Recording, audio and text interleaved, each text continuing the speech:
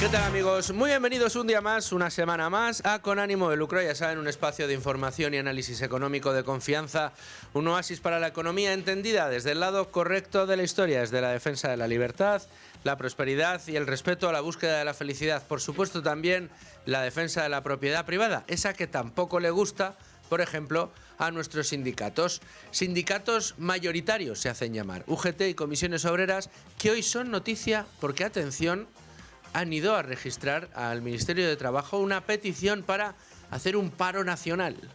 Que las empresas privadas paren, que los trabajadores de las empresas privadas puedan manifestarse parando su actividad.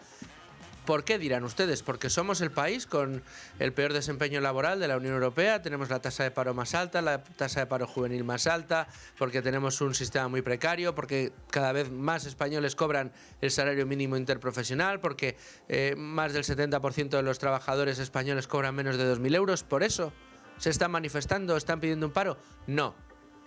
¿Adivinan cuál es el motivo que empuja a los sindicatos a ir a trabajar en el día de hoy? Los señores Unai Sordo y Pepe Álvarez, para ir al Ministerio de Trabajo a solicitar un paro nacional. ¿Adivinan por qué? Pues eso, por Palestina. Sí, en esta ocasión los sindicatos que se autodenominan mayoritarios, UGT y comisiones obreras, Pepe Álvarez y Unai Sordo, han ido hasta el Ministerio de Trabajo este lunes para registrar la convocatoria de paros parciales de cara a las movilizaciones que han convocado para el 15 de octubre. UGT y comisiones obreras han convocado una jornada de lucha, como las que ellas convocan, y lo van a hacer en los centros de trabajo privados y públicos, con asambleas, concentraciones, para denunciar lo que dicen que es un genocidio que está sucediendo en Palestina a manos de los malvados israelíes. Ya saben, este mantra que está invocando una y otra vez el presidente del gobierno para tratar de desviar la atención sobre los problemas que atraviesa él mismo en el plano estrictamente personal, por los casos que le afectan a él directamente, a su mujer, a su hermano, por los casos que afectan de corrupción, que afectan a su partido, al que hasta hace media hora era su secretario general, su número 2 dentro del Partido Socialista, el señor Santos Cerdán, a quien era su colaborador más íntimo, José Luis Ábalos, a quien era su colaborador del colaborador también, al señor Koldo. Todos estos escándalos que cada vez aprietan más y lo hacen de manera directa sobre el presidente del gobierno. Esto vamos a taparlo hablando de Palestina. ¿Y qué hacen los sindicatos mayoritarios? Vamos a apoyar. Aquí hay que intentar apoyar como sea. Entonces, manifestaciones. Los sindicatos convocando manifestaciones para denunciar lo que dicen que es un genocidio israelí en Palestina. Es que dirán ustedes, pero ¿y esto? ¿Pero y por qué se meten? ¿Por qué no se manifiestan para que cada vez menos gente cobre el salario mínimo interprofesional en lugar de que para que cada vez más gente lo cobre? Hombre, yo creo que sería lógico y bueno pensar que un país hace las cosas para tratar de que cuanta menos gente tenga que estar en la situación de cobrar lo mínimo que se despacha, pues mejor, ¿no? ¿O es que queremos que la gente sea pobre? ¿O es que queremos que la gente cobre cada vez menos? No, pues aquí tenemos un gobierno que se felicita de que cada vez más gente cobre el salario mínimo interprofesional, de que el salario modal en España se acerque al salario mínimo interprofesional.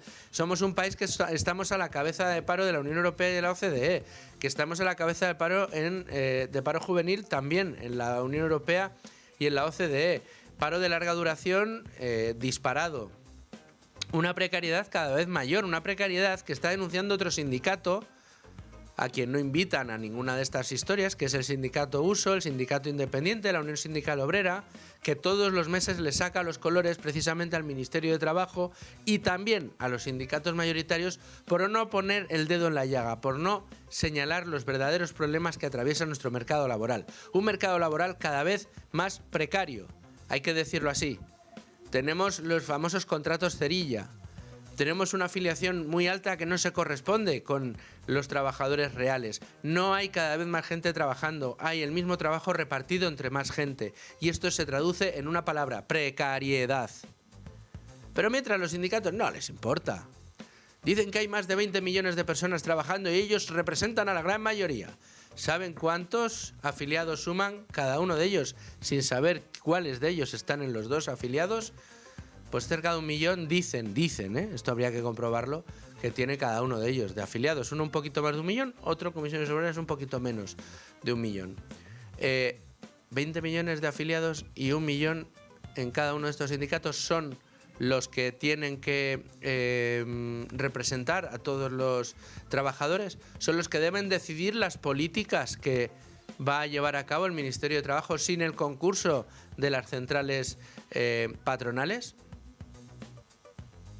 Ah, claro, pero es que el estar ahí, el hacer los favores que tienen que hacer al gobernante de turno, si es de izquierdas, por supuesto, si es de derechas hay que montarle todas las huelgas del mundo y más, si se trata de Ayuso hay que tratar de ponerle palos en la rueda, pero si es el gobierno del señor Sánchez hay que poner alfombra. Que necesita el señor Sánchez movimiento y que necesita el señor Sánchez ruido sobre Palestina para tapar los escándalos que tiene encima de la mesa, para tapar la realidad de un mercado laboral que es inoperante, que cada vez está peor y que cada vez habla de mayor precariedad y de una situación de empobrecimiento constante de la población española. Esto da igual. Que tenemos una productividad que está cayendo y que, aunque repunta en algún momento, resulta que es un repunte que no se nota. Y esto significa que cada vez somos menos productivos, y esto significa que cada vez tenemos más problemas para poder crecer, y esto significa que no generamos riqueza, y esto significa que la inversión se va. Esto no le preocupa en absoluto a los señores sindicatos, a los señores de los sindicatos, a los líderes Unai Sordo y Pepe Álvarez. Esto no les interesa. ¿Por qué? Porque lo que sí que les interesa es seguir cobrando y cobrando bien, y cobrando de una manera extraordinaria. Y cobrando de una manera impresionante. Y es muy difícil de saber, porque no hay transparencia. No hay transparencia de cuánto aportan los sindicatos, los afiliados que dicen que tienen a cada una de las arcas de los propios sindicatos. Dicen que cobran millones de euros de sus afiliados.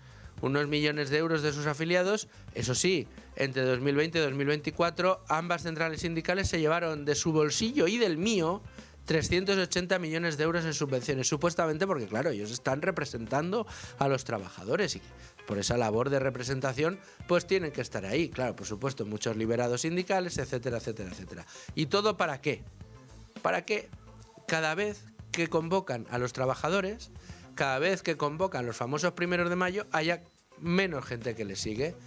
Resulta que verán ustedes, esto a lo mejor alguno de los que nos escuchan no lo sabe, pero cuando ustedes vean una manifestación y vean que los de las cámaras de televisión les hacen planos muy cerrados en donde solo aparecen 3 o 4 personas que hacen mucho ruido moviendo muchas pancartas, es que no hay mucha gente en la manifestación. Porque cuando hay muchísima gente en las manifestaciones, abren el plano a grandes angulares donde se vea toda la calle llena de gente, se cogen imágenes aéreas con drones, se cogen fotografías desde los edificios. Cuando solo ven fotos e imágenes a pie de calle y con los objetivos muy cerrados, ahí lo que sucede es que no hay nadie.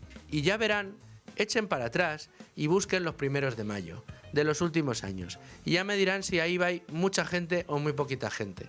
Pues es lo único que justifica su actividad. 380 millones entre 2020 y 2024 se embolsaron los señores de los sindicatos. Y aquí no entran las ayudas públicas, por ejemplo, a los cursos de formación que gestionan ellos, esas ayudas públicas, pero que no figuran como subvenciones que se llevan los propios sindicatos.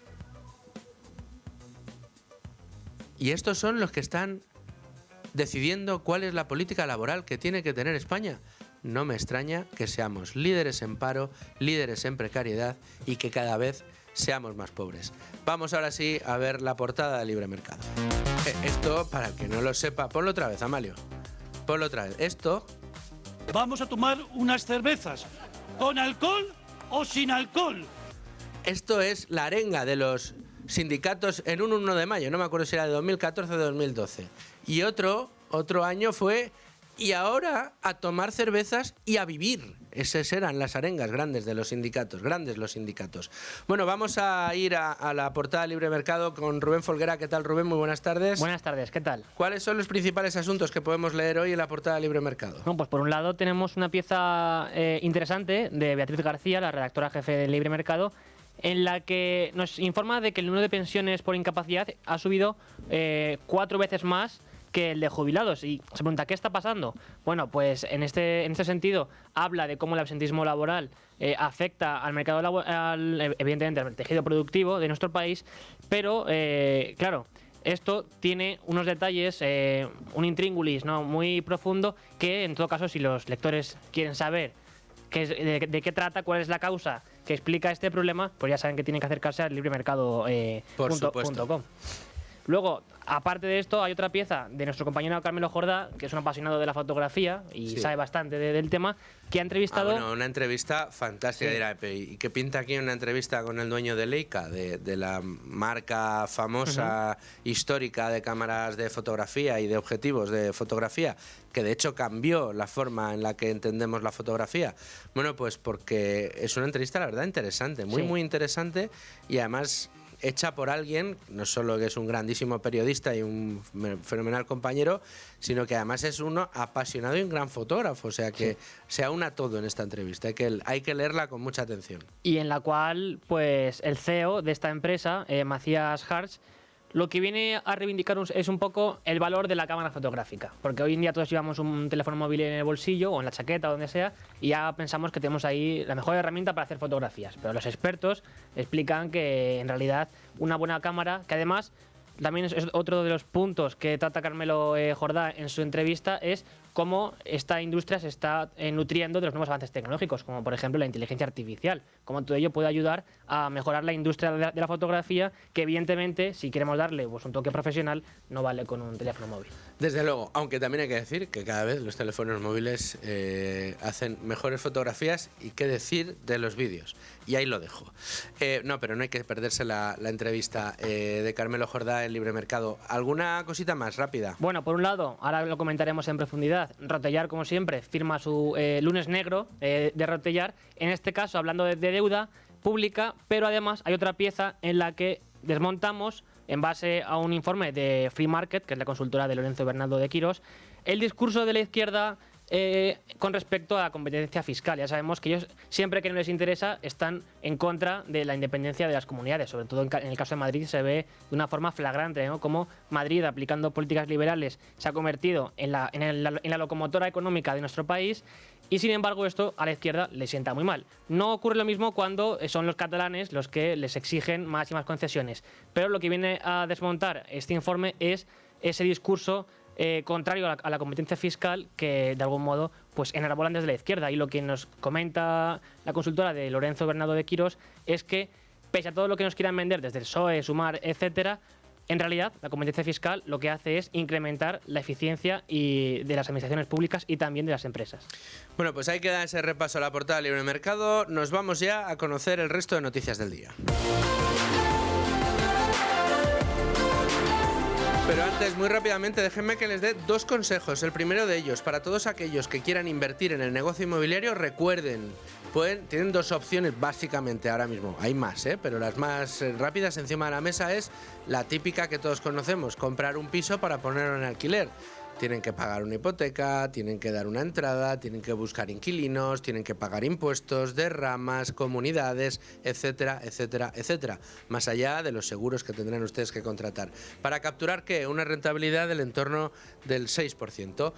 Sin embargo, con plataformas de crowdlending inmobiliario como la que practica Cibislend, www.cibislend.com, ahí pueden encontrar una fórmula para invertir sin tener que hipotecarse ni nada por el estilo, y además capturando rentabilidades de entre el 10 y el 12-13% anualizado. ¿Que cómo funciona esto? Bueno, muy sencillo, ustedes entran en www.cibislend con V y terminado en d.com, entran ahí, se registran, que es gratuito, y tienen toda la información.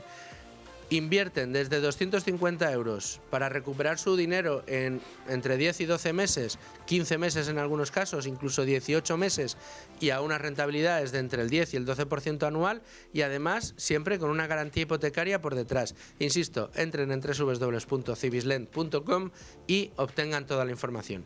Y luego, otro consejo, esta vez para aquellos que sean autónomos o que tengan microempresas, entre 0 y 2 trabajadores. ¿Es esta su situación? Pues está enhorabuena, porque gracias a Z Plus usted va a poder conseguir un ordenador gratuito, de manera gratuita. Si lo que quiere usted es un Apple, porque pues como yo le gusta esa marca, puede obtener 1.000 euros para comprarse uno de estos ordenadores. Así que ya sabe que la parte que le queda es bastante menos que lo que cuesta el propio ordenador. ¿Que cómo se hace esto? Bueno, pues muy fácil. Entran ustedes en ordenadorlibertad.es, ordenadorlibertad.es, y ahí rellenan un formulario y enseguida la gente de Z Plus se pone en contacto con ustedes. De verdad, no tienen que adelantar nada, ni siquiera un euro, ni siquiera el IVA. Yo mismo, que como les he dicho muchas veces soy autónomo, ya lo he hecho y estoy esperando ya la resolución para poder obtener ese ordenador que tantas ganas tengo ya de tener y que me va a servir para mejorar desde luego mi trabajo. Entren en ordenadorlibertad.es o llamen al 699 090 675, 699 090 675. Para analizar el resto de noticias del día cuento, como siempre, con Rubén Folguera. ¿Qué tal, Rubén? Buenas tardes. Buenas tardes, aquí Buenas seguimos. tardes de nuevo. Seguimos aquí en Con Ánimo de Lucro y en esta ocasión he traído desde los servicios informativos de radio a Leticia Vaquero. ¿Qué tal, Leticia? Muy bien, gracias. Que nos va a contar la primera de las noticias, que tiene que ver con el gran tema del día que tenemos hoy encima de la mesa, que son los sindicatos. Pero Leticia, ahora nos la cuentas, pero te voy a pedir que luego te quedes con nosotros para la tertulia en la que vamos a hablar precisamente de esto de los sindicatos. Bueno, hoy Comisiones Obreras y UGT se han reunido para reivindicar los derechos del pueblo palestino. Sí. Bueno, perdón, para obligar a las empresas a que sus empleados puedan reivindicar los derechos del pueblo palestino. Sí, y además la manera que han tenido de explicarlo ha sido, bueno, pues a las puertas del Ministerio de Trabajo y Economía Social, el Ministerio de Yolanda Díaz, que tanto suelen pisar, para explicar que lo que está ocurriendo en Gaza es un genocidio a manos de Israel. Ha insistido en esa denominación a lo largo de toda su comparecencia ante los medios de comunicación, que no ha sido más, Luis, que una declaración ante los periodistas en la calle minutos antes de presentar esa propuesta formal dentro del Ministerio para que los trabajadores tengan derecho el próximo día 15 de octubre a realizar una serie de paros a lo largo del día para, bueno, pues en solidaridad con el pueblo palestino. Y en estos términos lo ha querido explicar el secretario general de la UGT, Pepe Álvarez. Tenemos que darles a esas personas que quieran participar la garantía de que lo van a poder hacer sin ningún tipo de limitación, porque para eso hoy vamos a plantear en el registro del Ministerio dentro de un momento la convocatoria de un paro general en nuestro país de 10 a 12 de la mañana, de las 5 a las 7 de la tarde y de las 2 a las 4 de la madrugada. ¿Tienes anotado las franjas horarias? Sí. ¿Cuáles son? Por la mañana, ¿Sí? Los que estén trabajando en turno de mañana, de 10 a 12, ahí podrán hacer un parón. Entonces, ahí hacen el parón. Sí. Luego de 12 a... Luego ya por la tarde de 5 a 7. Y luego en la madrugada, de 2 de la madrugada hasta las 4 de la madrugada. O sea que... va a haber como 3 paros el día 15 de octubre para, bueno, en apoyo del pueblo palestino. Entonces, claro, entramos a trabajar, paramos, reivindicamos los derechos del pueblo palestino muy aguerridamente, volvemos a trabajar a la hora del café, nos tomamos el cafetito, luego nos vamos a comer y luego a las 5 volvemos y otra vez reivindicamos de forma aguerrida los derechos del pueblo palestino. ¿Hasta qué hora? Bueno, en realidad hasta las 4 de la madrugada. Hay diferentes paros. O sea, en realidad si entras a trabajar a las 10 de la mañana no te puedes beneficiar. 5 a 7, claro, entonces, no te puedes beneficiar de 2 paros, porque esto ya son más de 8 horas de jornada laboral y esto no puede ser. Dices de 5 a 7 ya después de comer, empiezas a las 5 y luego a las 7 ya dejas de reivindicar los derechos del pueblo palestino y te vas a merendar. Y luego ya, pues como ya llega la hora de salir, pues ya terminamos el día, la jornada. Y el que de madrugada, pues también. La verdad, no dejan de sorprenderme los sindicatos cuando presentan este tipo de iniciativas. Que lo que hacen es intentar llegar a todas las franjas horarias, a todos los horarios de todos los trabajadores, porque ellos hablan en boca de todos los trabajadores, y eso es algo que a mí siempre me sorprende. Explicaban que, claro, hay un clamor social ahora mismo en la sociedad española en favor del pueblo palestino, con reivindicaciones, con protestas en las calles, incluso las violentas que vimos el pasado 14 de septiembre con el fin de la Vuelta Ciclista en Madrid, donde hubo cantidad de heridos, más de una veintena, sobre todo policías. Sin embargo, a ojos de los sindicatos fueron ejemplares. Esas protestas en la calle son ejemplares y, por tanto, ahora lo que quieren es darle una dimensión laboral. España no solo se moviliza en las calles como lo está haciendo de manera ejemplar, no solo no quiere que Israel participe en eventos deportivos, como de manera ejemplar también se ha hecho durante la celebración de la Vuelta Ciclista a España, exigiendo la salida del equipo israelí. Tenemos que demostrarle al Estado de Israel nuestra repulsa.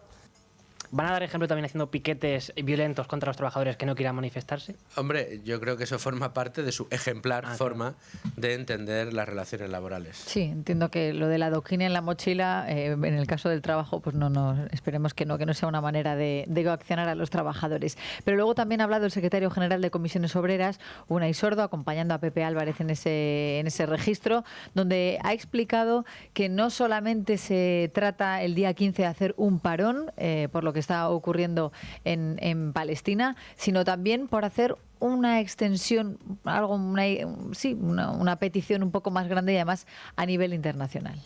Y los trabajadores y las trabajadoras convocamos este paro, esta jornada de lucha, en primer lugar, faltaría más, por humanidad, por solidaridad con la población gazatí, con la población palestina. Pero lo convocamos también porque Estados Unidos, la actual administración estadounidense, va a llevar al mundo a una situación de enorme inestabilidad, de posibles riesgos de crisis económica, de un ataque sin precedentes también comercial contra la Unión Europea y de un intento de que las democracias pierdan calidad en los próximos años. Estados Unidos se conduce hacia una autocracia y hay estrategias para reventar a la Unión Europea. Contra Trump. También el día 15. Pero no han mencionado a Netanyahu, fíjate. ¿No? Ni han mencionado tampoco a Hamas y los atentados terroristas del 7 de octubre, ni tampoco la polémica de este fin de semana con la gente de la flotilla diciendo que es que algunas israelíes se quejaron de que como no las violaban es que se sentían feas. Es terrible que esta gente se erija en representante de todos los trabajadores españoles. Pero bueno, es lo que tenemos. Es lo que tenemos, sí. En fin, vamos a ver otras noticias del día. No te vayas, Leticia, quédate que vamos a seguir con el tema de los sindicatos, pero es que han pasado más cosas en el día de hoy, entre otras las que atañen a una compañía que está empeñada en ser el gran campeón nacional en materia de defensa, Indra. Tal y como confirma Expansión, Indra, el Grupo Español de Tecnología y Defensa, está analizando la adquisición de Tecnobit, filial del Grupo OESIA, especializada en el desarrollo y fabricación de tecnología de visión inteligente, simulación y comunicaciones tácticas. Esta operación estaría en línea con el objetivo de Indra de seguir ganando perímetro a través de operaciones inorgánicas que le permitan reforzar su papel como un actor relevante en Europa. Y tenemos que hablar del IPC, porque hoy hemos conocido el nuevo índice de precios al consumo que publica el Instituto Nacional de Estadística. ¿Y adivinan qué? Sigue subiendo los precios. El IPC elevó su tasa interanual en septiembre 2 décimas, hasta el 2,9%, su nivel más alto desde el pasado mes de febrero, debido a que los precios de los carburantes y la electricidad bajaron menos que en el mismo mes de 2024, según siempre los datos del INE. Con este repunte de 2 décimas en el noveno mes del año, el IPC interanual retorna a las subidas después de que en agosto se mantuviera en el 2,7%. Más sobre los precios, en este caso de la vivienda. ¿Qué pasa? Que sigue subiendo. El precio medio de la vivienda nueva y usada alcanzó los más de 2.000 euros el metro cuadrado en septiembre tras una subida interanual del 6,9%, con variaciones anuales que oscilan entre el 4 y el 9%, según el informe de tendencias del sector inmobiliario de la Sociedad de Tasación. Según la empresa, esta tendencia alcista se debe a las mejores condiciones de financiación y la falta de oferta disponible, que a pesar de haberse reactivado ligeramente en el primer trimestre del año, seguiría sin ser capaz de absorber la demanda actual. Más asuntos también sobre el trabajo y en este caso la ausencia del trabajo, el paro. Según los datos proporcionados por Eurostat, el primer año en paro implica un desplome del 74,3% en la tasa de transición del desempleo a la ocupación, es decir, de la probabilidad de ser empleado. Esta caída se eleva además con la edad. De esta forma, queda patente que el drama del paro en nuestro país no se reduce únicamente a la elevada tasa de paro, sino a las dificultades de muchas personas para encontrar un empleo. Y nos vamos al artículo de José María Rotellar. Sánchez no ha dejado de incrementar la deuda desde que llegó a la Moncloa. Sánchez no ha dejado de incrementar la deuda desde que llegó a la Moncloa, como publica hoy José María Rotellar en Libre Mercado. El gobierno socialista ha disparado en más de 10.700 euros por persona la deuda de cada español, Así, la deuda pública supera ya los 1,6 billones de euros, aproximándose casi a los 1,7 billones de euros, con un incremento de más de 500.000 millones desde que gobierna Sánchez. Medio billón, más de medio billón con B de euros es lo que nos ha metido en deuda pública el señor Sánchez desde que gobierna. Y eso que todos los días que tiene ocasión presume de que la está bajando. Esto es alucinante, o sea, cada año les mete más leña al fuego, cada año mete más deuda pública, nos ha metido más de 1 billón, 522.000 millones de euros de deuda pública que vamos a tener que pagar nosotros y nuestros hijos y nuestros nietos a base de impuestos, elevándonos los impuestos como si no hubiera un mañana cada uno de los años de los que lleva gobernando. Es decir, que no solo hace récords de recaudación, no solo exprime la gallina de los huevos de oro, sino que encima sigue gastando más de lo que ingresa. Hasta 522.000 millones de euros más de deuda. Es una auténtica barbaridad. Esto no hay país que lo aguante, pero aquí el gobierno sigue RQR. No, nosotros disminuimos la deuda pública. Tiene bemoles la cosa. Nos vamos ahora sí con la tertulia del día de hoy. Bueno, y continuamos con las políticas de señalamiento al pueblo de Israel y ahora lo quieren elevar a una nueva categoría los señores de Comisiones Obreras y UGT. Me acompañan para este tiempo de tertulia Rubén Folguera y Leticia Vaquero. Gracias a los dos por estar con nosotros con ánimo de lucro. Hoy para hablar de los sindicatos porque de repente deciden que todos los trabajadores españoles, primero que todos estamos en contra de lo que está sucediendo. Hombre, todos estamos en contra de la barbarie, pero lo que no estamos es a favor de denunciar lo que ellos consideran un genocidio. En ningún momento todos aquellos que hablan de genocidio han elevado la voz para pedir que jamás suelte a los secuestrados que todavía mantiene después del 7 de octubre de hace 2 años, que es que no fue ayer ni el año pasado, fue hace 2 años la masacre que cometieron, matando a sangre fría a, creo que fueron 1.200 personas, secuestrando a otras 200, presumiendo de que habían matado a bebés, de que habían matado a abuelos, llamaban a sus padres los terroristas y hemos visto esas llamadas y las hemos escuchado. ¡Ay, qué contento estoy, mamá, que he matado a 4! ¡Ay, qué bien! Alá es grande, se lo voy a decir a tu padre, ya verás qué contento se va a poner. Esto, que parece un chiste macabro, no lo es. Esto sucedió y lo hemos escuchado y lo hemos visto todos. Algunos periodistas, que no es mi caso, gracias a Dios, han tenido la oportunidad de ver las imágenes que se grabaron en las cámaras de los kibutzim cuando entraron los terroristas y vieron la barbarie a la que fueron sometidos. Bueno, de esto no dice nada los sindicatos, de esto no se ponen en contra los sindicatos. Lo que es peor, no hablan de la situación de precariedad laboral que tenemos en España, no. Lo que están haciendo que es apoyando al Ejecutivo del señor Sánchez en coalición con la señora Yolanda Díaz, ¿para qué? Para hablar de Palestina, para hablar de los derechos del pueblo palestino. Y ahora entraremos en las implicaciones que hay detrás de esta iniciativa, pero en una primera instancia, Rubén y Leticia, ¿creéis que es un ámbito en el que se tienen que meter los sindicatos y más para pedir paros laborales por horas? Yo personalmente creo que no. Creo que los sindicatos de los trabajadores se tienen que circunscribir a lo que tiene que ver con los derechos de los trabajadores, a lo que tiene que ver con las negociaciones de los convenios colectivos. Por ejemplo, lo que pasa es que hay que tener en cuenta que ahora mismo tenemos un modelo de sindicalismo en España, y no estoy generalizando ni mucho menos, pero sí estoy hablando de los sindicatos que se llevan gran parte de las subvenciones por parte del gobierno, como son UGT y Comisiones Obreras, que prefieren dejar de lado completamente, o sea, que no les sirve absolutamente para nada los convenios colectivos y prefieren, por ejemplo, regular por ley algo que hasta ahora no se ha hecho con la reducción de la jornada laboral y que llevamos ya 1 año y medio a trastos con la patronal, con el Ejecutivo, porque lo que está haciendo en este caso Pepe Álvarez y Unai Sordo lo que hacen es servir de muleta a Yolanda Díaz con tal de obtener un beneficio político en el que está emperrado. Por tanto, creo que deja mucho que desear la representatividad que puedan tener estos sindicatos en el mundo laboral. Sí, a ver, es que en España, históricamente, evidentemente, ha habido una relación, sobre todo de UGT y Comisiones Obreras, muy estrecha con los partidos de izquierdas, tanto con el Partido Comunista como el Partido Socialista. Tanto que UGT pertenece al PSOE, es una rama, ¿no? Federación del PSOE, y Comisiones Obreras a Izquierda Unida. Entonces, a lo que voy es, evidentemente no es el ámbito en el que se tienen que meter porque no es un ámbito laboral. Los sindicatos se supone que de algún modo sirven para que los trabajadores se organicen y puedan de forma colectiva negociar con los empresarios para pues bien mejorar sus condiciones de trabajo o lo que fuera. El problema de aquí es, como decimos, que existe esa vinculación estrecha y por tanto los sindicatos dejan de hacer política laboral. Bueno, es que no tienen que hacer política, tendrían que negociar con las empresas y pasan a hacer política, que ahí está el error.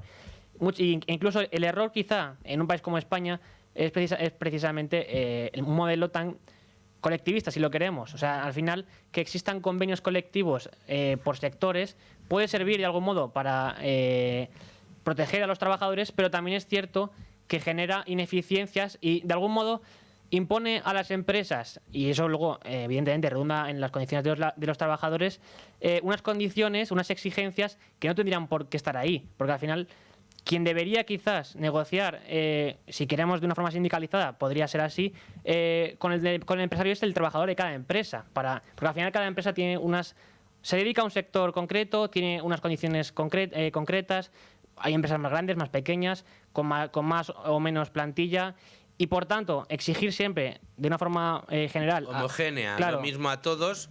Pues oye, pues si una empresa ha diseñado un sistema de trabajo que le hace ser mucho más competitivo, pero no se adapta a la legislación laboral española porque no respeta los turnos decimonónicos que hemos decidido poner o las condiciones decimonónicas que hemos decidido poner, que han decidido poner los sindicatos llamados mayoritarios, Comisiones Obreras y UGT, pues resulta que no puede establecerse en España ni puede desarrollar esa ventaja competitiva. Sí, pero fijaos que desde la COE, de la patronal de las empresas, de las grandes empresas, ellos también presumen de la cantidad de convenios colectivos que han firmado con los sindicatos, las mesas de diálogo social, todas estas cosas, y que por tanto consideran que sí que funciona. O sea, lo que no puede funcionar es algo que ha ido perfectamente bien en los últimos 40 años y ahora de repente dices, no, esto vamos a tirarlo a la basura, ya que nadie hable con nadie, ni trabajador con empresario, ni empresario con sindicato, ni sindicato con trabajador, nada, y aquí lo hacemos por ley porque lo digo yo. O sea, eso no puede ser. Pero tú has, Leticia, has apuntado un término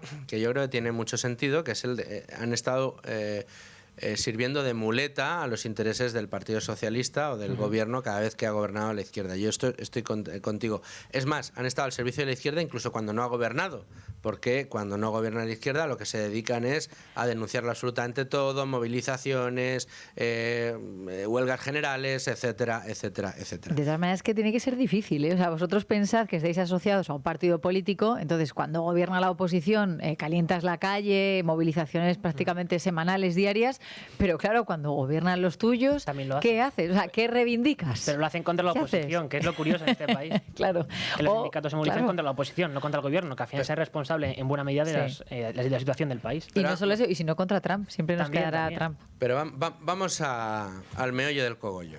Por un lado, lo que se ha propuesto, lo que se ha puesto encima de la mesa. ¿Qué diferencia hay o dónde está el límite, dónde está la línea que separa esta petición que se ha puesto encima de la mesa a la persecución dentro de los centros de trabajo a aquellos que no comulgan con la ideología generalizada del famoso genocidio? ¿Es una persecución al judío dentro de las empresas? ¿Es una forma para que los liberados sindicales de cada una de las grandes compañías decida quién es quien no va a cumplir con esos paros porque no quiere o porque no está de acuerdo, como por ejemplo sucede en esta casa?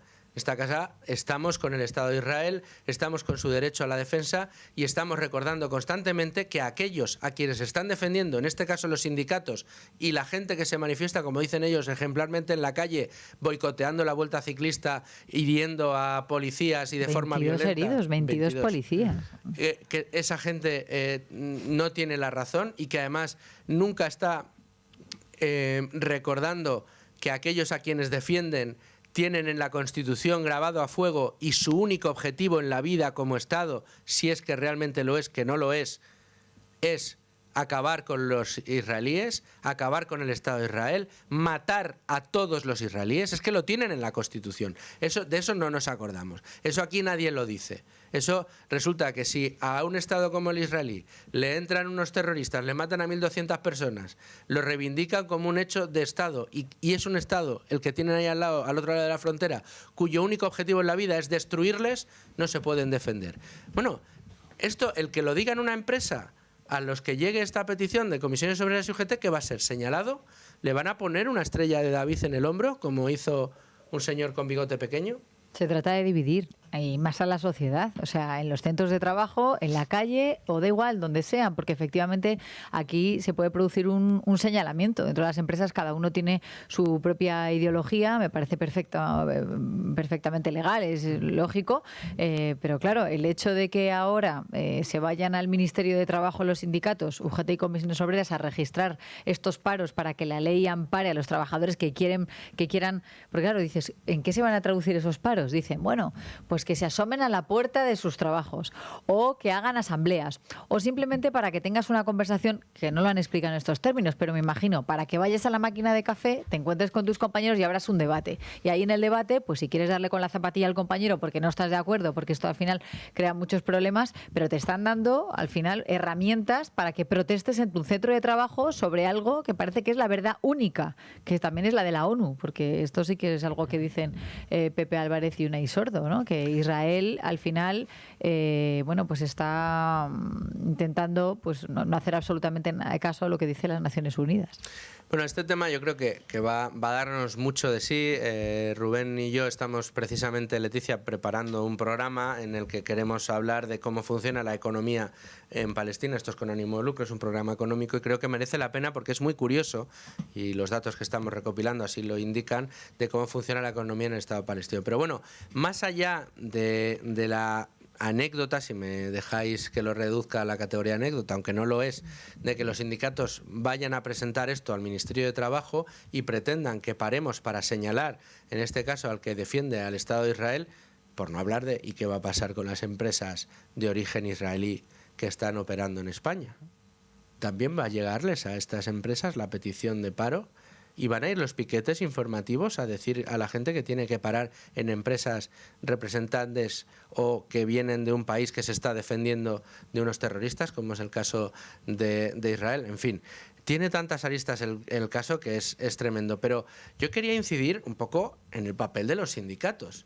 O sea, se arrogan la representatividad unos tíos, dejadme que lo diga de esta manera, que dicen, fijaos, en el mejor de los casos, en caso de que existiera transparencia real, que no existe, y hubiera un registro real de afiliados reales, y no me digáis que es que soy muy redundante, es que es imposible saber si de verdad son o no los afiliados que tienen. Es imposible saberlo, no sabemos cuántos de esos afiliados que dicen tener comisiones obreras y UGT han muerto ya o han dejado de morir. ¿Cuántos han jubilado o no? ¿Cuántos de verdad hacen aportaciones o no hacen aportaciones? Pero cada uno de los sindicatos dice tener comisiones obreras algo menos del 1.000.000 de afiliados y UGT algo más del 1.000.000 de afiliados. Fija, os lo compro, 2,5 millones de afiliados entre los dos, sin pensar que no hay coincidentes. Es decir, que el que es afiliado a comisiones no es afiliado a UGT y que el que es afiliado a UGT no es afiliado a comisiones. 2,5 millones de afiliados, que no creo que lleguen ni al 1.000.000 entre los dos, pero bueno, reales. Compremos que son 2,5 millones de afiliados. Supuestamente tenemos más de 20 millones de afiliados a la Seguridad Social. Que son 2,5 millones de 20 millones de afiliados para arrogarse la representatividad de todos los trabajadores en España.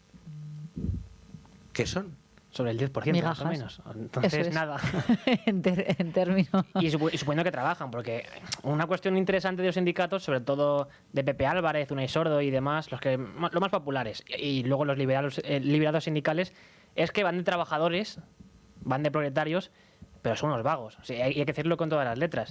No hacen nada. O sea, trabajar poco, política mucha y bueno, y ya está. Lo único que hacen es alentar a las masas y poco más. Pero lo que es trabajar, que se supone que deberían de hacer, y eso es algo que no lo decimos aquí. Esto es algo que cuando vienen sindicalistas de otros países, alemanes, por ejemplo, se quedan sorprendidos. Primero de la vinculación política que tienen los sindicatos y luego de que como alguien que no conoce cómo trabajan valga la redundancia, los trabajadores en una empresa o en un sector concreto, se arrogan ese derecho de representarlos y de estar y reunirse con los ministros y con las patronales de empresarios. Eso es algo impensable que, sin embargo, aquí tenemos muy normalizado, que los sindicalistas no trabajen. Es verdad. Y luego, una cosa interesante, porque Luis, estabas hablando de cuántos afiliados reales tiene cada uno de estos sindicatos. Si lo recordáis, yo porque tuve que cubrirlo y estuve muy pendiente de lo que decía Pepe Álvarez, en el momento de su reelección, el pasado mes de noviembre, se celebró el 44º Congreso Confederal de UGT. Y ese día, que es aquel día que, si lo recordáis, él mismo dijo, porque estaba Pedro Sánchez, eres un presidente de palabra, eres un presidente de fiar. O sea, aquel día donde se veían esas siglas que hay también detrás de las organizaciones sindicales mayoritarias, sí que, sin que nadie le preguntara, él quiso dejar claro cómo se financiaban los sindicatos, ¿no? Diciendo que salía del dinero de cada uno de sus afiliados. Pero solamente nos tenemos que ir a las cifras. O el año pasado, porque un mes después, en Consejo de Ministros, lo que hicieron Yolanda Díaz fue autorizar una concesión millonaria para estos sindicatos. O sea, nunca ha habido tanto gasto en la historia de España para dárselo a estos sindicatos. O sea, en 2024 pasaron de darles 17 millones al año siguiente 32 millones, o sea, de un año para otro.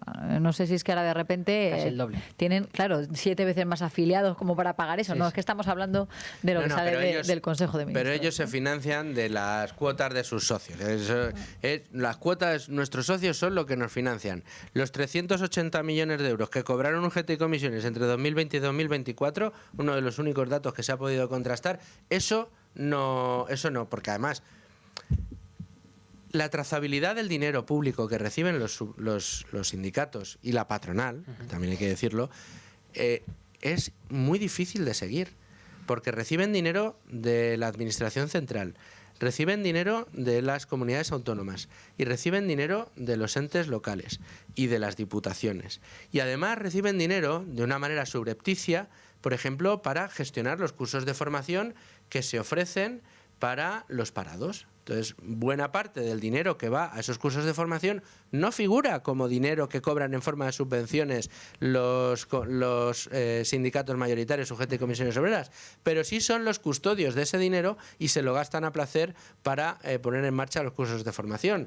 De ahí vino uno de los grandes escándalos que se denunciaron y que afectaba de una manera directa, en este caso, a UGT, el dinero famoso de los cursos de formación. Pero es que en campañas territoriales de determinados sectores también reciben subvenciones. Es decir, es extraordinariamente complicado ser capaz de tener una dimensión real del dinero que sale de nuestros bolsillos, del suyo que nos está escuchando y del nuestro que estamos aquí, para financiar a estos sindicatos. Y eso debería ser denunciable. Y desde esta casa lo hemos hecho 1.000.000 de veces y no nos cansaremos de hacerlo, pero nos gustaría que otros nos acompañaran en estas peticiones. ¿Por qué?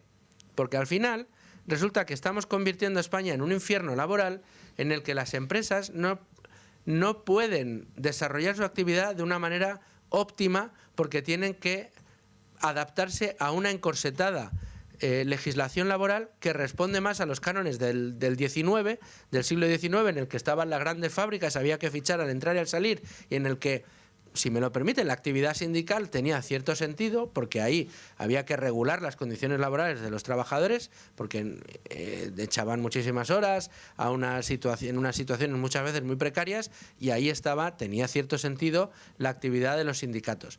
Pero en pleno siglo XXI, con toda la tecnología que tenemos, con la capacidad que tienen las empresas de innovar a la hora de poner en marcha sus desarrollos productivos, tienen que adaptarse a la legislación para que fichemos. ¿Cuántas veces nos hemos dicho, oye, que yo también trabajo cuando me voy con una fuente a comer para que me cuente algo que luego voy a publicar en el periódico? ¿Y cómo cuento yo eso dentro de mis horas de trabajo? No lo puedo contar, no puedo fichar y desfichar. Bueno, pues no, resulta que no podemos trabajar de esa manera. No puedes quedar con alguien a comer para que te cuente algo porque no estás dentro de tu horario laboral. Es absurdo desde todo punto. Pues estos señores son los que tienen el poder, los que ahora llaman a la gente a manifestarse en contra de Israel. Habrá que ver si mañana, porque mañana, si lo recordáis, o si no lo sabéis, en el Consejo de Ministros, supuestamente, que es lo que dijo la ministra de Trabajo, Yolanda Díaz, el viernes, se va a aprobar el reglamento del mayor control del registro horario, de tal manera que el objetivo es que los inspectores de trabajo en tiempo real puedan ver efectivamente si el trabajador ha fichado, ha desfichado, está en un descanso de 10 minutos, no lo está.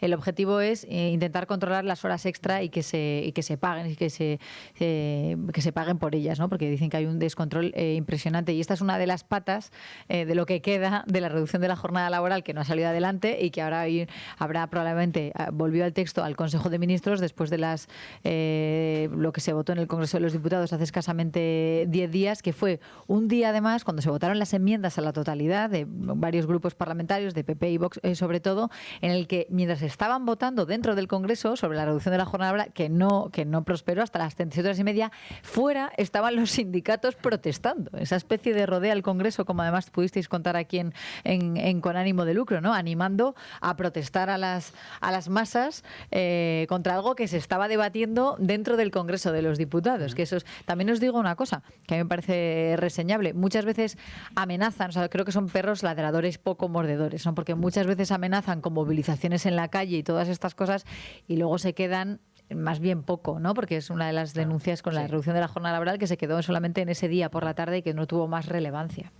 Ahora que mencionas lo de la reducción de la jornada laboral, es curioso también que, como hemos dicho al principio, se supone que la labor teórica del sindicato es negociar con el empresario las condiciones laborales, ¿no? Ya sea de forma colectiva o no. Bueno, pero en este caso, por ejemplo, la ministra de Trabajo, cuando aprobó en Consejo de Ministros y quiso elevar esta cuestión al Congreso de los Diputados, lo hizo sin el apoyo de la patronal. Por tanto, también ahí podemos ver cómo el sindicato, que se supone que es para negociar, no negocia, sino que impone, gracias a también sus conexiones con el Ministerio de Trabajo, lo que ellos deciden que es lo correcto. Y esto creo que viene también por una cuestión más de fondo, que se aplica tanto a los sindicatos como al Ministerio de Trabajo actual, y es que el Ministerio de Trabajo, o bien los sindicatos de los trabajadores, en realidad no están por los trabajadores, están contra los trabajadores, porque lo que ellos aspiran en su modelo ideal es a abolir el trabajo, lo cual es para mí paradigmático.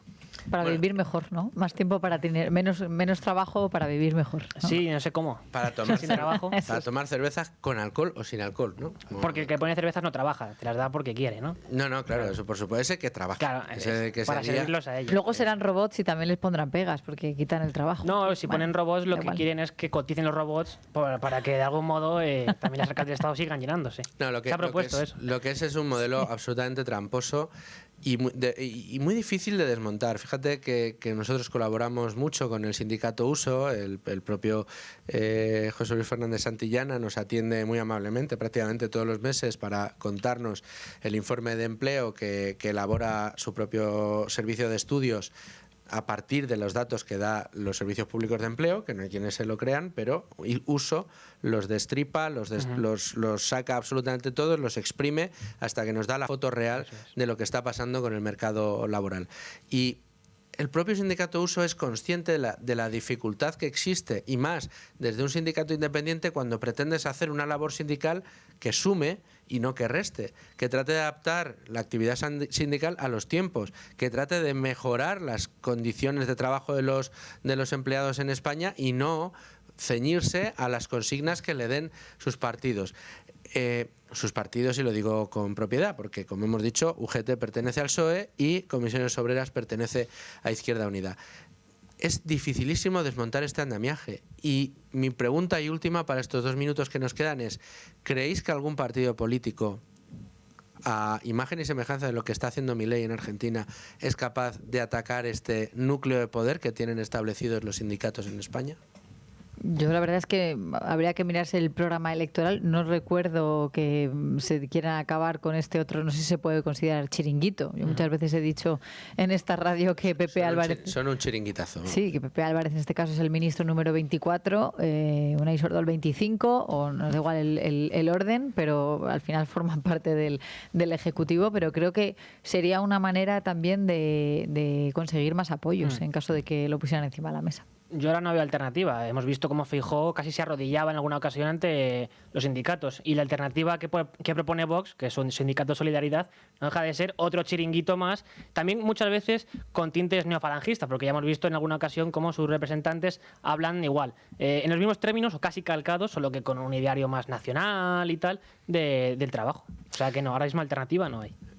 Bueno, pues poco optimismo. Entonces nos despedimos en esta tertulia con muy poco optimismo, porque la verdad que estemos dedicando tantísimos recursos con lo difícil que es, con el agujero que supone. Hemos hablado en el día de hoy de la deuda, ¿no?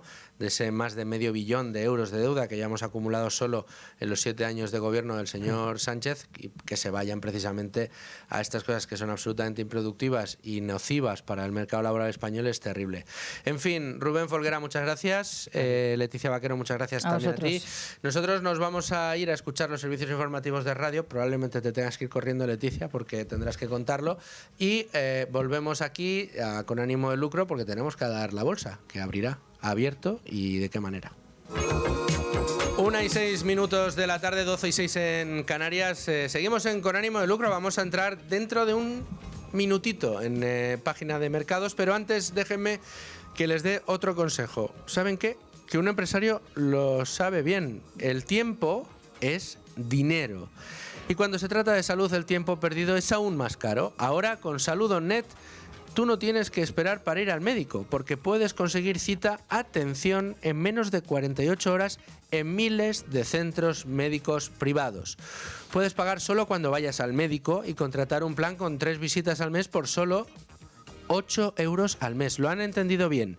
Puedes pagar solo cuando vayas al médico o contratar un plan con 3 visitas al mes por solo 8 euros.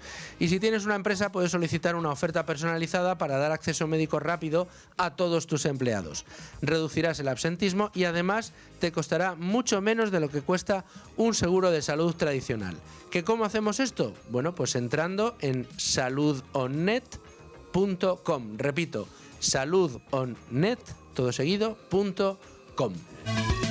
Pues cuando son las 1:08 de la tarde, 12:08 en Canarias, ahora sí abrimos página de mercado. Y lo hacemos como siempre mirando la foto fija que nos dejan las aplicaciones en tiempo real del mercado español, en este caso nuestro IBEX 35 que cotiza plano, solo unas décimas en negativo, ahora mismo un 0,16% abajo, pero por encima de los 15.320 puntos. Estamos en esos máximos en que ha estado cotizando semanas atrás y que parece que es un nivel en el que ya se empieza a sentir cómodo nuestro principal indicador. ¿Cuáles son las compañías que más suben hasta ahora? Bueno, pues Grifols un 2,33%, Fluidra un 1,51% y Mapfre un 1,66%.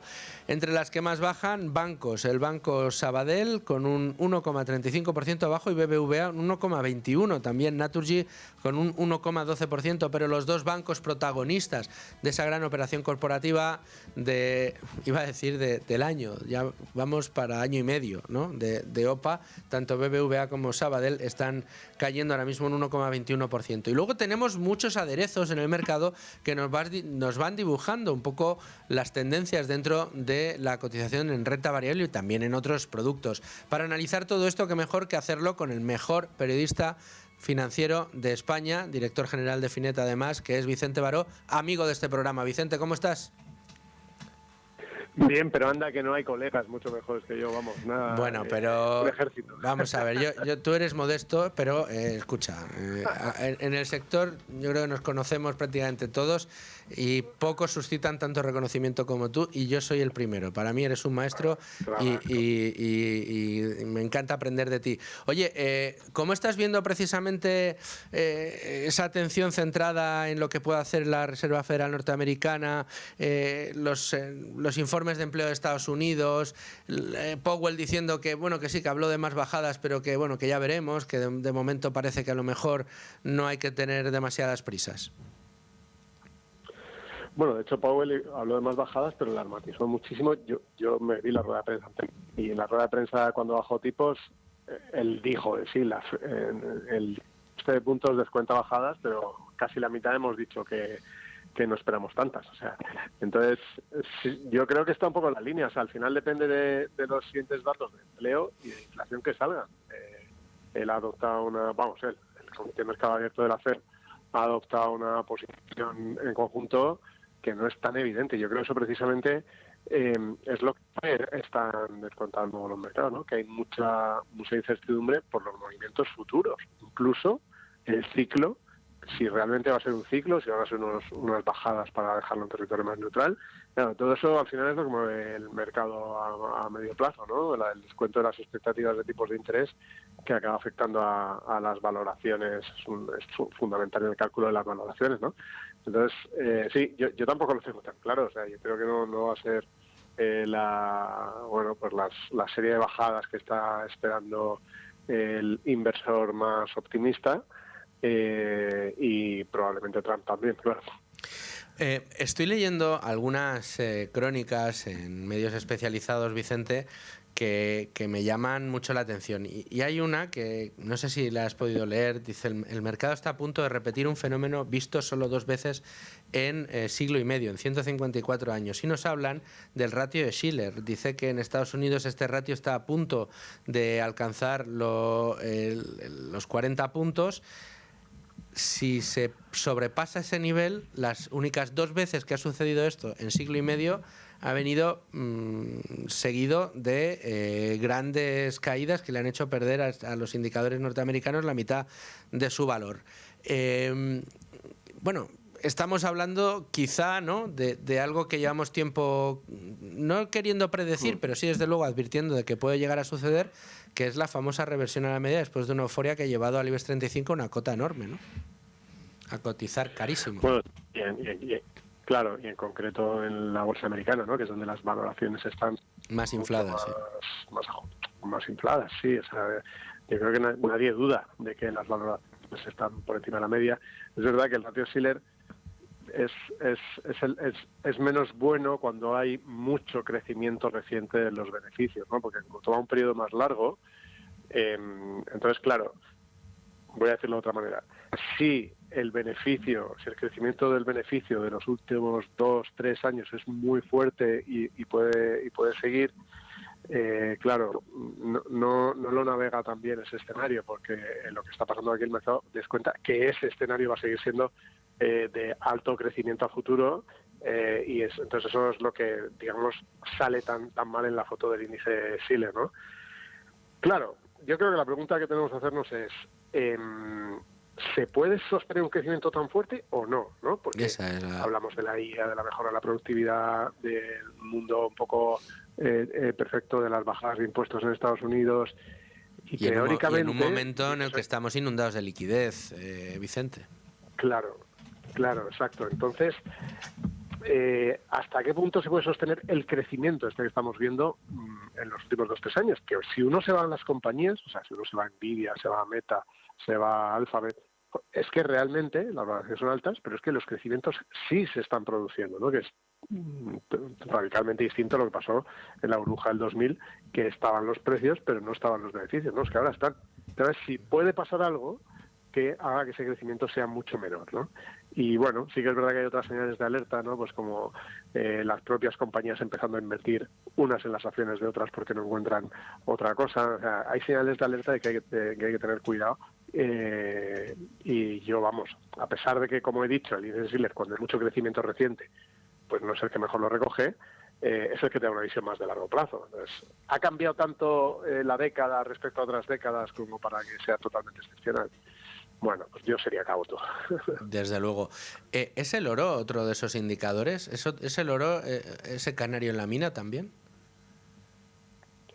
Bueno, el rally del oro ha sido tal que quitarse de delante es complicado, ¿no? O sea, al final está siendo el activo casi más rentable este año y con mejor comportamiento. Aquí el otro día leí un análisis bastante interesante que decía que sobre todo las compras de oro se están dando sobre todo en bancos centrales y específicamente en gran medida en China, ¿no? Y que China todavía tenía potencial de seguir aumentando sus reservas, ¿no? 2 o 3 puntos porcentuales más, que eso son muchas reservas. Eso, yo vigilaría esto, ¿no? Yo vigilaría qué pasa con el Banco Central de China, si sigue aumentando las compras o no, porque está la fuerza de volumen que le mete al mercado que es decisivo en el precio, ¿no? Pero también, de nuevo, una vez que hemos tenido este rally tan tremendo ya, pues igual no es el momento de volverse loco con posiciones alcistas del oro, ¿no? Pues tenerlo para diversificar como un seguro está muy bien, tampoco le daría ahí un peso excesivo ahora mismo. Pues vamos a seguir muy pendientes de todo lo que vamos viendo en los mercados y tratando de explicarlo aquí para que todos nos puedan entender contigo, con tu ayuda en Con Ánimo de Lucro. Vicente, muchísimas gracias, de verdad. Venga, muchas gracias. Hasta ahora. Una semana más tenemos con nosotros al profesor José Ruiz de Alda. ¿Qué tal, profesor? ¿Cómo estás? Pues aquí, de nuevo, un placer estar aquí contigo, como siempre. Oye, dispuesto a rellenar biblioteca, a rellenar esa estantería con lecturas importantes, siempre desde el ámbito económico. No se podrán quejar nuestros oyentes de una buena colección de libros, ¿eh? Libros con los que hemos aprendido de economía, de filosofía económica, que hemos aprendido también de inversiones, que nos han acercado a grandes personajes. Recordemos, la semana pasada hablando de Ronald Reagan, y hoy nos traes algo más inspirador, ¿no? El título es casi un objetivo vital. Totalmente. A ver. Sí, el título es Más ricos, más sabios y más felices, de William Green. Y es un libro que se editó recientemente, hace poco, creo que 2 años, en castellano. Y es un libro pues que lo que hace es, digamos, entrevistar a los grandes maestros de la inversión o a grandes maestros de la inversión más antiguos, o sea, de hace varias décadas y más de la actualidad. Pero no solo sobre inversión, no solo sobre cómo obtener retorno sobre esa inversión, sino cómo, pues, como el propio nombre indica, cómo ser más sabios, cómo ser más felices, cómo tener una vida más plena. Digamos que es una experiencia más vital, más que una pura experiencia de inversión. Y es un libro muy interesante. De hecho, mis amigos de Koala Capital, Mark Gargaside, lo regalaron en su último día del accionista, Luis Torras, un gran amigo. Correcto, sí, claro. Y de esta casa, por lo que... Sí, pues Luis, un grandísimo amigo, un saludo enorme para Luis. Pues lo regalaron en el último evento que hicieron de inversores, que lo vi, y me pareció un regalo magnífico para sus clientes, porque es bastante inspirador, la verdad. José, no sé si estarás de acuerdo conmigo, ¿no?, de que en lo que se refiere al mundo de las finanzas y a la necesidad de ampliar los conocimientos y vencer ese problema de cultura financiera que tenemos en España, es una de las disciplinas en las que mejor reacciona la gente cuando se da cuenta de lo que tiene por delante. Me explico.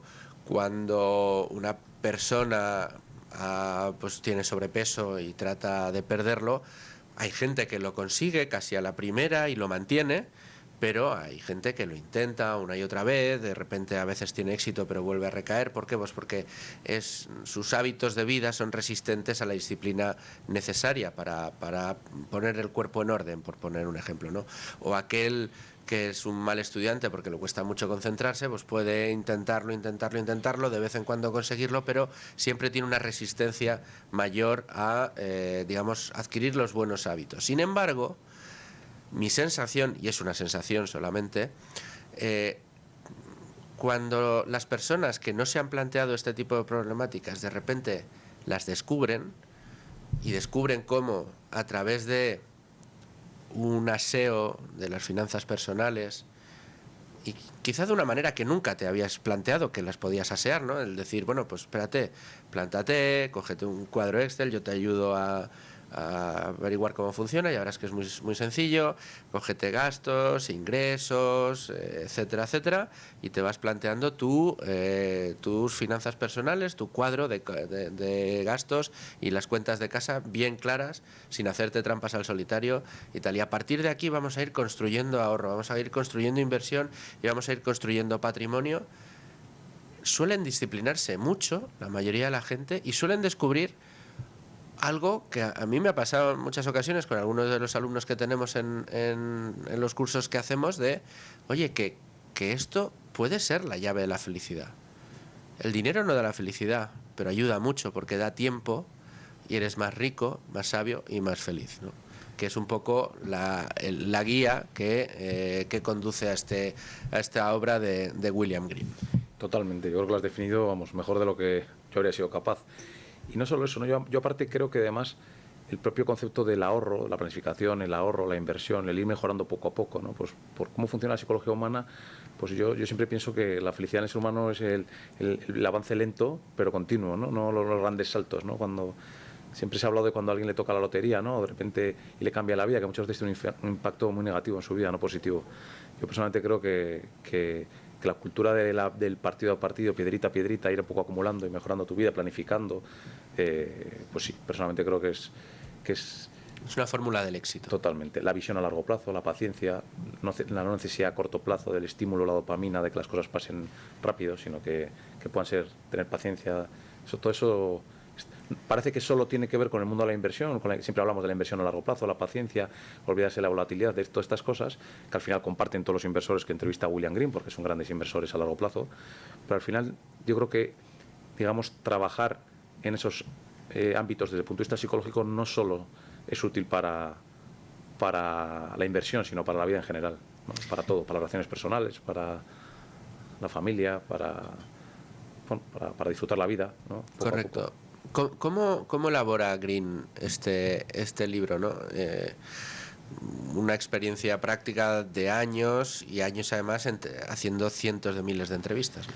Sí, al final... Cientos de miles a lo mejor no, pero tantos no, sí, pero decenas sí. o cientos sí. Sí, además es gracioso porque realmente hace entrevistas a muchos gestores famosos, pues como pueden ser Howard Marks, Mohnish Pabrai, Peter Lynch. Algunos los hemos mencionado aquí, como recordáis, hace unos meses hablamos del libro de Howard Marks, Sí. The Most Important Thing, hablamos de Peter Lynch, o sea que coge casos de éxito, pero no solo por la parte de inversión, sino en el sentido de cómo han afrontado la vida, ¿no? Entonces, es un libro que está compuesto por simplemente 8 capítulos y, bueno, en cada capítulo, digamos que va introduciendo, pues, por ejemplo, en el primer capítulo pues habla de la niñez y la juventud de Mohnish Pabrai.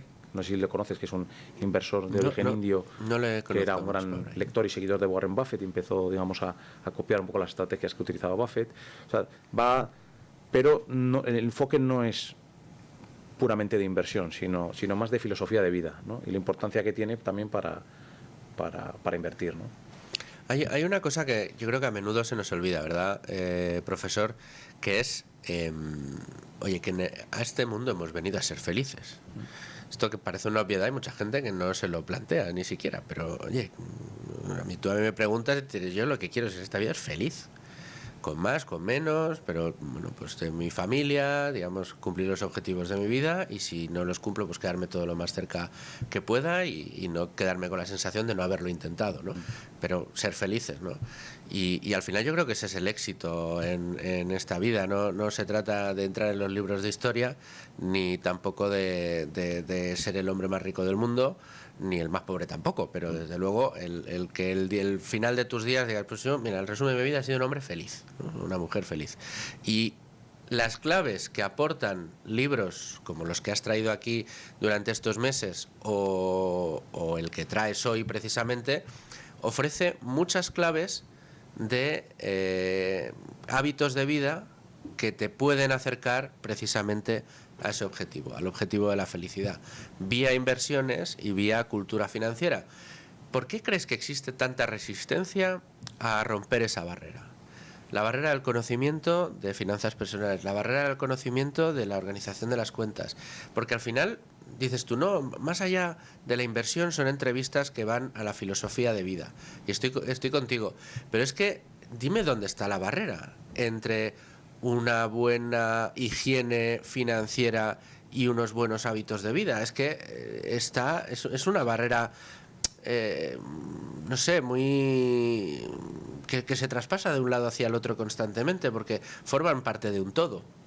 Totalmente. De hecho, normalmente este perfil de inversor con este tipo de psicología, este tipo de forma de pensar, encontrar algún inversor con esta forma de digamos, profesionalmente con estos atributos y que luego en su vida personal sea absolutamente desordenado, que sea caótico, pues es algo muy raro de encontrar, ¿no? O sea, realmente no puedes separar al inversor de la persona, ¿no? Entonces, si eres una persona que tienes un estilo de vida totalmente desordenado, es muy difícil que luego seas una persona absolutamente disciplinada como inversor, ¿no? Al final, la disciplina, como bien dices tú, tanto en las finanzas personales como en tu vida personal, pues no, es indisociable de tu vida como inversor. Al final forma parte de tu vida personal totalmente, ¿no? Es un poco no es casualidad, vamos. Es el espíritu del capitalismo que le gusta tanto recordar a Bastos, ¿no?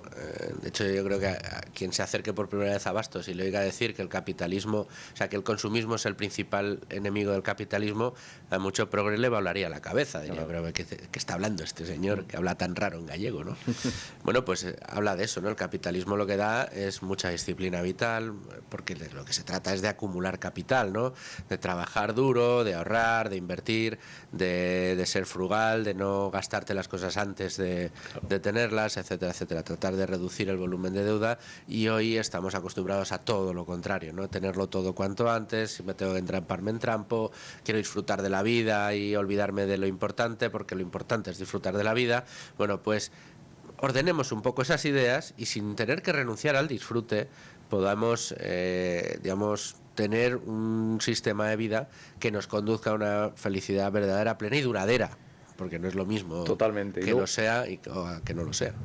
Y luego, con lo que estabas comentando, estaba pensando que también la gente piensa que disfrutar en el momento es consumir ahora, gastar ahora, disfrutar en términos material, pero personalmente, desde el punto de vista psicológico, creo que para el ser humano es mucho más importante ir mejorando poco a poco, o sea, renunciar ahora para vivir mejor en el futuro y notar una mejora progresiva que a lo largo de su vida, digamos, ir dando pasito a pasito, que todo lo contrario, ¿no? Pero es como lo has definido muy bien. Anxo Bastos dice que el consumismo, en cierto modo, es todo lo contrario de lo que el capitalismo. Al final, el capitalismo consiste en renunciar a consumo actual para ahorrar y poder invertir para mejorar la vida en el futuro, ¿no? Es todo lo contrario que endeudarse o que sobreconsumir o lo que hace el Estado español, que es endeudarnos, digamos, gastar en exceso ahora y dejar deuda para las próximas generaciones, que es algo muy poco progresista. Desde luego. Edición y título: Más ricos, más sabios, más felices. Obra de William Green, como verde en inglés, William con 2 L's, Green. Si lo miramos en Amazon tienen ejemplares disponibles, y además hoy con un 5% de descuento. Bueno, no sé en qué momento escucharán ustedes este programa, pero ahora mismo lo tienen a su disposición. Si quieren, por ejemplo, una de las frases destacadas de Rodolphe Dovely, autor de The Art of Thinking Clearly, opina de este libro que es impresionante. Este libro no solo le enseña cómo invertir, sino le enseña cómo pensar, es decir, cómo construir una filosofía de vida que nos conduzca a ser más ricos, más sabios y más felices. Profesor José Ruiz de Alda, muchas gracias, como siempre. Un gusto, como siempre. Y a ustedes, señores oyentes, muchas gracias, como siempre, por estar ahí. Y nada, les espero aquí mañana en Con Ánimo de Lucro, sin falta. Aquí les esperamos. En Es Radio Libre.